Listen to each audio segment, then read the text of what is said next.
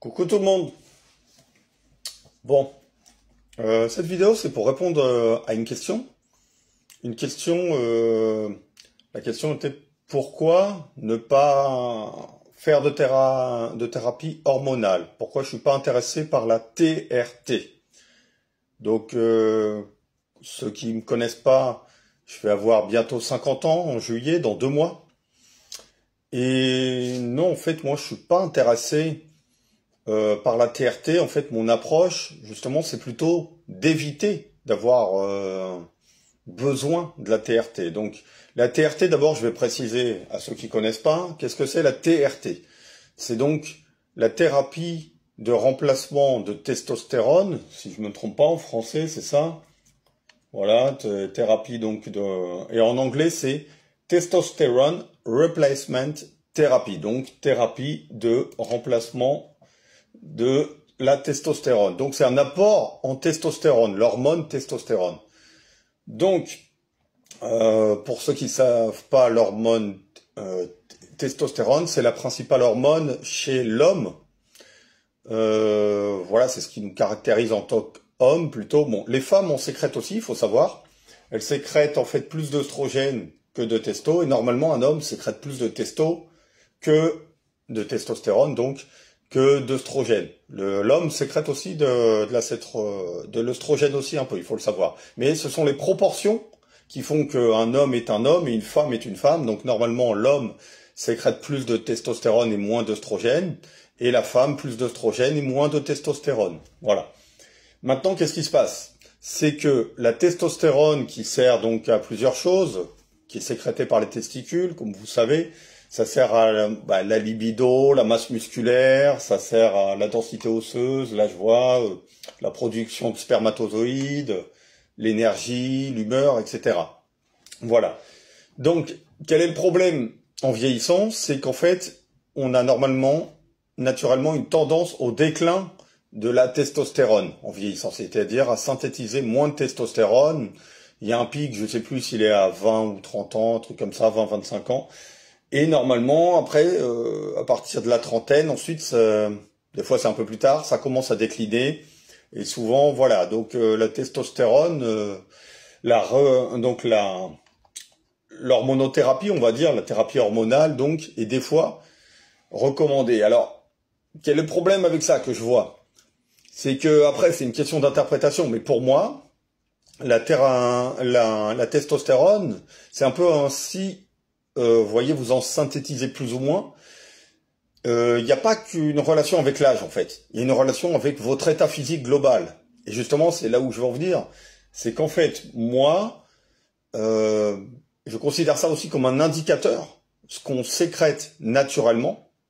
Donc moi, pour l'instant, j'ai jamais fait, et je compte pas faire, de thérapie hormonale. J'ai jamais pris de stéroïdes anabolisants, j'ai toujours été naturel, donc éventuellement ça fait qu'on est moins musculaire que si...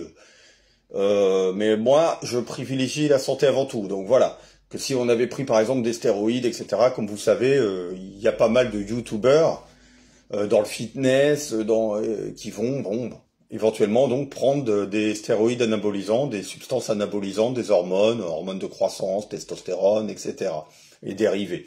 Mais voilà, donc pour revenir, moi ça m'intéresse pas puisque j'ai une approche santé, et en fait ce qui m'intéresse c'est plutôt que mon corps sécrète assez de testostérone, et en faisant entre guillemets bien mes devoirs. C'est-à-dire qu'en fait, je prends ça donc comme une sorte d'indicateur.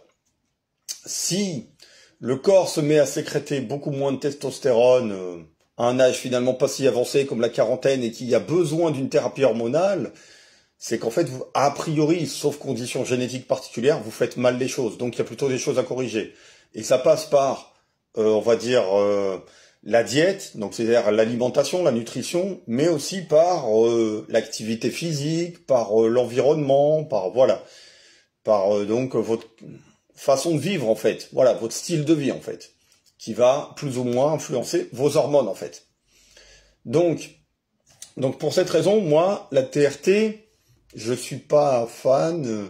Je comprends l'idée, c'est séduisant éventuellement de restaurer, parce que l'idée de la TRT, c'est en fait restaurer, par exemple à 50 ans, restaurer la testostérone comme elle serait au top à 25 ans, un truc comme ça, à la vingtaine par exemple. Voilà. Sauf que moi je vois que ça pourrait être potentiellement négatif dans le sens où, bon, déjà la TRT des fois y a des gens qui, sous prétexte de TRT, vont se charger, c'est-à-dire prendre des doses dans le haut du range, voire un petit peu plus. Donc tant qu'à faire, ben voilà, hein, où c'est qu'on place le curseur, la limite. Donc il y a des gens qui vont faire ça assez dosé, et c'est une manière, on va dire, cachée pour se charger, pour dire, voilà, non, je suis sur TRT, sur thérapie hormonale, donc je ne me charge pas. Bah si, en fait, finalement, tu te charges. Tu es en train de prendre un apport externe de testostérone, et donc, voilà. Et éventuellement, cet apport est sans doute plus élevé que ce que tu aurais eu naturellement. Là aussi, je veux venir sur le côté naturel. Naturellement, on a des cycles. C'est-à-dire que des fois, la testo sera au top, au pic, puis des fois, ça rechute un peu parce qu'on a moins bien dormi, parce que ceci, cela, qu'on a... Voilà, donc en fait, normalement, la testostérone n'est pas tout le temps au taquet. Et là, qu'est-ce qui se passe? Le premier problème que je vois, c'est qu'en faisant ça, on va mettre la testostérone toujours dans le haut du range, toujours au taquet, quoi qu'il se passe. Donc, pour moi, c'est un problème. C'est un problème parce que le corps, peut-être lorsqu'il veut ralentir, parce qu'en fait, finalement, quand on augmente la testostérone, on augmente le métabolisme. C'est accélérer finalement le corps. Si à l'inverse, on a une testostérone basse, le métabolisme ralentit. Donc le corps est en train de ralentir. Moi, j'ai tendance à estimer que le corps a ses raisons. C'est-à-dire que si il veut ralentir, c'est pour certaines raisons.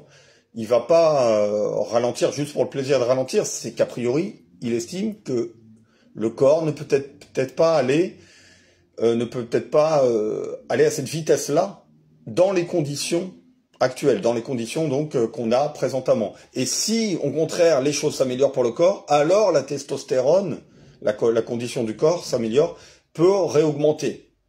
Donc, vous voyez, moi, je le vois comme un truc adaptatif. Et c'est en gros ce qui se passe. C'est un indicateur. Donc, je le vois comme une sorte d'accélérateur, d'être sur le pied sur le plancher. Vous voyez une image, une voiture, par exemple, qui a pas mal de problèmes. Eh ben, vous n'allez pas vouloir accélérer comme un fou. Et donc, accélérer comme un fou sur une voiture qui a potentiellement plusieurs fragilités, qu'est-ce qui se passe? Ça peut vous mener à l'accident. Et là, c'est un peu la même chose.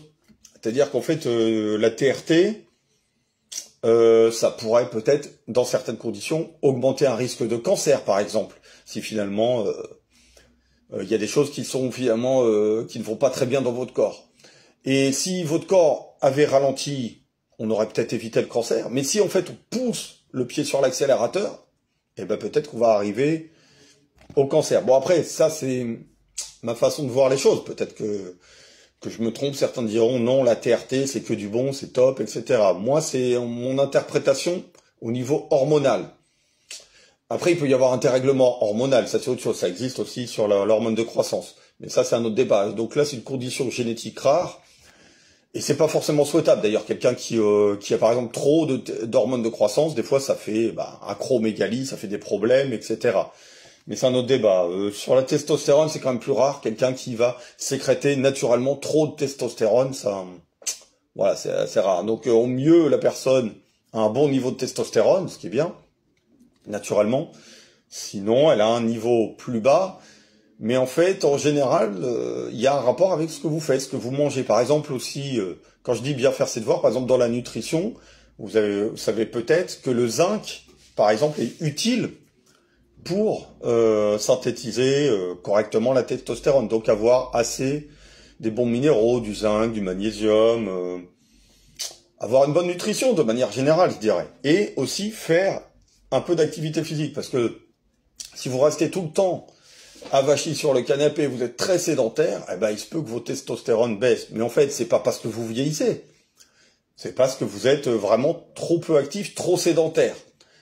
Donc il faut quand même, voilà, faire un minimum de stimulation physique et avoir apporté les nutriments nécessaires. Et a priori, moi je dirais, si on fait bien ses devoirs, Moi, je vois des cas de personnes a priori qui ne prennent pas de testostérone, qui sont très bien à un âge avancé, assez avancé, à 60, 70 ans. Donc, je me dis, est-ce que c'est vraiment nécessaire si on fait bien ses devoirs, entre guillemets, si on a un bon style de vie. Donc c'est pour ça, voilà, c'est pour ça qu'en fait, moi, je préfère en fait faire ce qu'il faut pour stimuler ma sécrétion hormonale, voilà, de testostérone, naturellement, donc voilà. Et donc ce que j'avais dit des fois dans un live, que c'est plutôt ce qui m'intéresse, c'est plutôt les sécrétagogues, c'est-à-dire en fait les substances et les choses qui vont faire qu'on va sécréter de la testostérone. Donc quand le corps produit cette testostérone, ce n'est pas la même chose que quand on fait un apport externe. Quand il la produit, pour moi, quelque part, il sait ce qu'il fait. Voilà, il va le produire parce que pour lui, les conditions sont réunies pour avoir ce niveau-là de testostérone. Quand on fait un apport externe, eh ben, pour moi, on dérègle un peu tout, potentiellement. Et il y aura peut-être des choses qui ne seront pas adaptées au niveau, du reste du corps, à ce niveau de testostérone-là. Voilà. Donc voilà, donc c'est très à la mode actuellement la testostérone, c'est recommandé, enfin je voyais en cherchant un peu, en demandant à ChatGPT, ce serait après 40, 50 ans, donc justement vers 50 ans, des fois il y en a qui commencent très tôt, mais en général c'est parce qu'ils ont pris de la testostérone, qu'ils se sont chargés, donc des fois ils commencent à 35 ans, ils font de la TRT entre guillemets, mais en fait c'est juste le fait de continuer d'être chargé en fait, voilà. Parce qu'en fait, quand vous avez pris des niveaux élevés de testostérone, ça va supprimer, effondrer votre propre synthèse de testostérone. Le corps voyant, voilà, ça c'est un autre problème à la limite aussi, c'est que en augmentant la dose de testostérone, bah, votre corps il va peut-être devenir aussi plus feignant, donc il va abaisser d'autant. Donc en fait l'effet sera peut-être pas si positif. Que dire d'autre? Après, il n'y a pas d'ailleurs, le niveau de testostérone n'est qu'une partie de l'équation, puisqu'en fait, il y a aussi des récepteurs de la testostérone. Donc après, on va dire deux individus à un niveau de testostérone égal n'auront peut-être pas la même activité hormonale, dans le sens où une personne aura par exemple des récepteurs plus sensibles à la testostérone, plus ouverts, et d'autres auront une réception, donc des récepteurs moins sensibles. Donc du coup, ce qui explique des fois que exactement le même niveau de testostérone chez deux individus ne donne pas forcément exactement le même résultat, justement parce qu'il y a une sensibilité qui peut être génétique, plus ou moins grande, donc à la testostérone. Donc voilà, il y a plein de...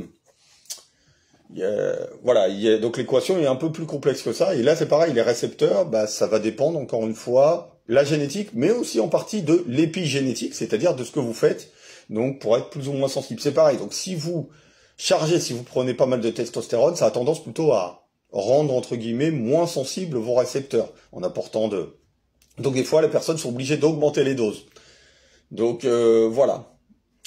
Donc pour moi, je pense que c'est évitable. En fait, c'est un peu mon pari pour moi, c'est de justement rester avec de bons niveaux d'hormones, de testostérone, hormones de croissance, sans faire de thérapie hormonale, sans TRT.